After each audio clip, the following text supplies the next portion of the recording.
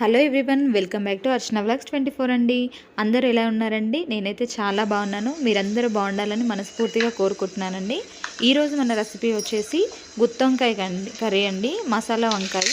నేను ఇంట్లో ఎలా ప్రిపేర్ చేస్తాననేది ఈ వీడియోలో మీకు చూపిస్తున్నాను. ముందుగా మిక్సీ జార్ తీసుకొని ఒక కప్పు వేయించిన పల్లీలు, హాఫ్ కప్పు వరకు వేయించిన నువ్వులు,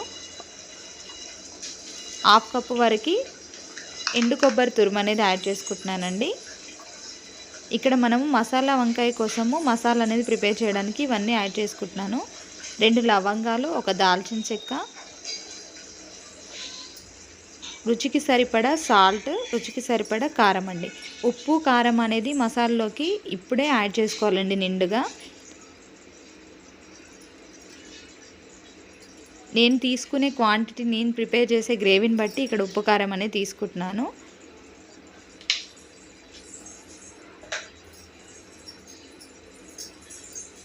నేను ఇక్కడ చింతపండు అనేది ముందుగానే నానబెట్టుకున్నానండి, ఒక చిన్న సైజు.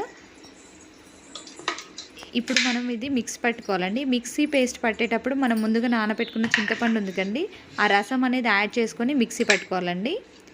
మిక్సీ పట్టాక దాని కన్సిస్టెన్సీ అనేది మరీ బరకగా కాకుండా మరీ స్మూత్గా కాకుండా కొంచెం ఇలా కచ్చాపచ్చగా ఉండాలండి.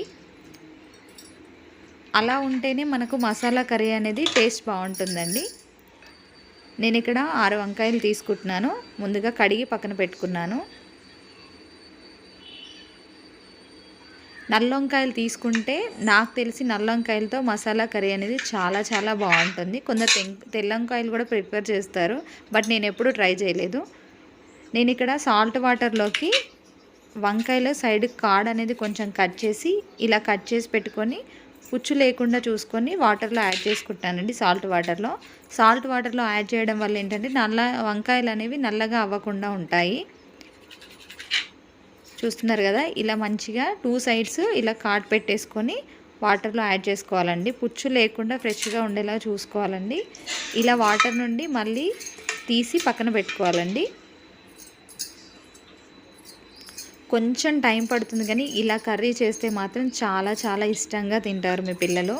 ఒక్కసారి ట్రై చేయండి.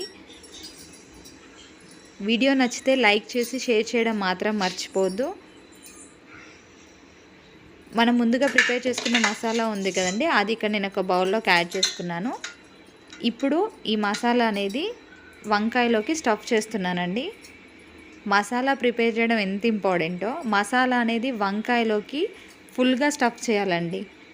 ఇలా పూర్తిగా నిండుగా స్టఫ్ చేస్తేనే మనము ఆయిల్లో వేసాక వంకాయ మంచిగా ఫ్రై అవుతున్నప్పుడు ఆ మసాలాలు అన్నీవి వంకాయకి పట్టుకొని మంచిగా ఉడుకుతుంది కదా. లాస్ట్లో ఫైనల్గా కర్రీ అంతా అయ్యాక వంకాయ ఇలా వేసుకొని పట్టుకొని నోట్లో వేసుకుంటే అలా కరిగిపోతుందండి. అంత చాలా బాగా వస్తుంది కర్రీ అనేది. ఇలా ఫుల్గా స్టఫ్ చేసి పెట్టుకోవాలండి. చూస్తున్నారు కదా, 4 సైడ్స్ మనకి ఇలా మసాలా అనేది నిండుగా కనిపించాలండి. అంత పూర్తిగా మసాలా అనేది పట్టేసేయాలండి. ఇలా అన్నిటికీ మసాలా పెట్టేసుకొని పక్కన పెట్టేసుకోవాలండి.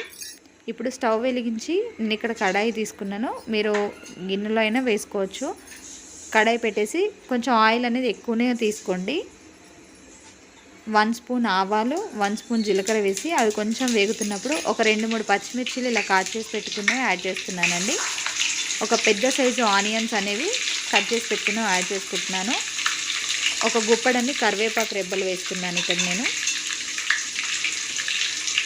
ఇప్పుడు వీటన్నిటిని ఫ్రై అయ్యేలాగా ఒక 2 నిమిషాల పాటు మంచిగా ఫ్రై చేసుకోవాలండి. వీడియోని ఎక్కడ స్కిప్ చేయకుండా పూర్తిగా చూసేయండి. నచ్చితే లైక్ చేసి షేర్ చేయడం మాత్రం మర్చిపోదు. వీడియోని ఫస్ట్ టైం చూస్తున్నట్లే ప్లీజ్ సబ్స్క్రైబ్ మై ఛానల్. పక్కనే ఉన్న బెల్ ఐకాన్ క్లిక్ చేసుకుని ఆల్ అనే ఆప్షన్ క్లిక్ చేసుకుంటే నేను వీడియో అప్లోడ్ చేయగానే నోటిఫికేషన్ వస్తుందండి. ఇలా 1 నిమిషం పాటు మూత పెట్టి కుక్ చేసుకొని మూత తీసాక కొంచెం మనకు ఆనియన్స్ అనేవి మంచిగా ఫ్రై అయిపోతాయి. పూర్తిగా గోల్డెన్ కలర్లోకి ఫ్రై అవ్వాల్సిన అవసరం లేదండి, ఎందుకంటే మనం ఇక్కడ వంకాయలు యాడ్ చేసేప్పుడు మనకు ఆనియన్స్ అనేవి బ్రౌన్ కలర్లోకి ఫ్రై అయిపోతాయి. ఇప్పుడు ఇందులోకి ఒక గుప్పడన్ని పుదీనా ఆకులు వేసుకుంటున్నాను. 1/2 స్పూన్ వరకు పసుపు, 1 స్పూన్ వరకు అల్లం ఎల్లిగడ్డ పేస్ట్ అనేది యాడ్ చేస్తున్నాను. అల్లం ఎల్లిగడ్డ పేస్ట్ అనేది పచ్చివాసన పోయే వరకు మంచిగా ఫ్రై చేసుకోవాలండి.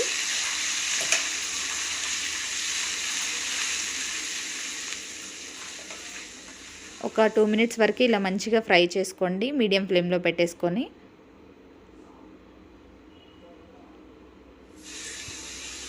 చూస్తున్నారు కదా, ఇలా ఫ్రై అవుతున్నప్పుడు మనకు ఆయిల్ అనేది పైకి వస్తుంది కదా, అప్పుడు మనం ముందుగా స్టఫ్ చేసి పెట్టుకున్న వంకాయలు అనేవి ఇందులోకి కడాయిలోకి యాడ్ చేసుకోవాలండి.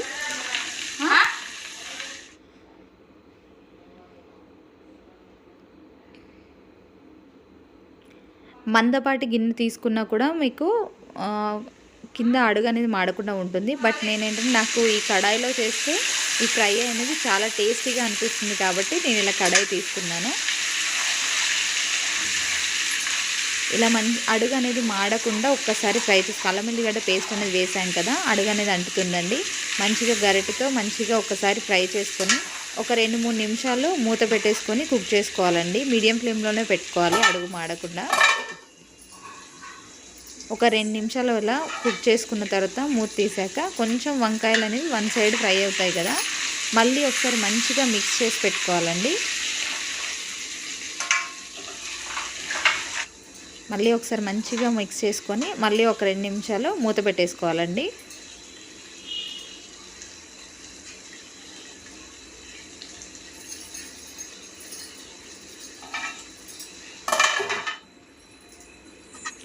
ఒక 2-3 నిమిషాలు మంచి కుక్ చేసుకున్న తర్వాత మనకు వంకాయలు అనేవి ఇలా ఫ్రై అవ్వాలండి, మంచిగా మెత్తగా ఫ్రై అవ్వాలి. చూస్తున్నారు కదా, వంకాయ ఇలా ఫ్రై అయ్యే వరకు ఉడకబెట్టుకోవాలండి. ఎందుకంటే కొంచెము బాయిల్డ్ అవ్వలేదనుకోండి, మనం పేస్ట్ వేసిన తర్వాత ఆ టేస్ట్ అనేది రాదు వంకాయ స్మూత్గా ఫ్రై అవ్వకపోతే.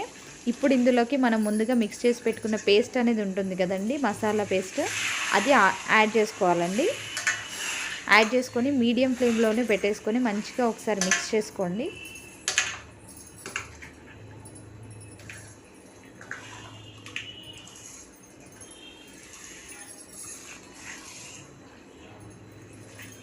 జాగ్రత్తగా కలుపుకోవాలండి, ఎందుకంటే వంకాయ అనేవి మళ్ళీ స్మాష్ అయిపోతాయి కదా. మంచిగా స్మూత్గా కలుపుకున్న తర్వాత కొంచెం ఉడకడం స్టార్ట్ అవుతుంది చూడండి. మసాలాలన్నీ ఉడుకుతున్నప్పుడు ఒక 1 స్పూన్ వరకు ధనియాల పొడి యాడ్ చేసుకోండి.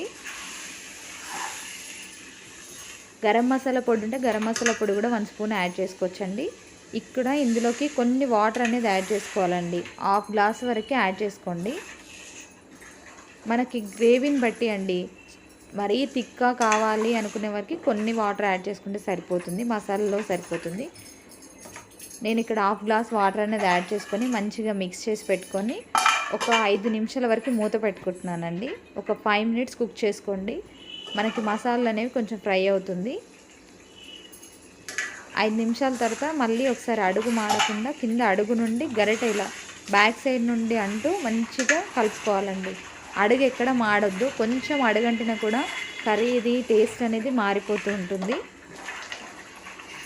ఇలా మంచిగా మిక్స్ చేసుకోండి. ఒక్క 2-3 నిమిషాలు ఫైనల్గా మూత పెట్టేసుకొని కుక్ చేసుకోవాలండి. మీడియం ఫ్లేమ్లోనే ఉండాలి. చూస్తున్నారు కదా, మన ఎంతో టేస్టీగా ఉండే గుత్తొంకాయ మసాలా కర్రీ అనేది రెడీ అయిపోయింది. నేనైతే మసాలా వంకాయ అంటాను, మీరేమంటారు? గుత్తొంకాయ అంటారా, ఏమంటారు అనేది కామెంట్ సెక్షన్లో కామెంట్ చేయండి. అంతేనండి, మనకి మసాలా కర్రీ అనేది రెడీ అయిపోయింది. ఫైనల్ టచ్గా కొత్తిమీర తరుగు వేసేసి సర్వ్ చేసుకోవడమే. Thank you so much for watching.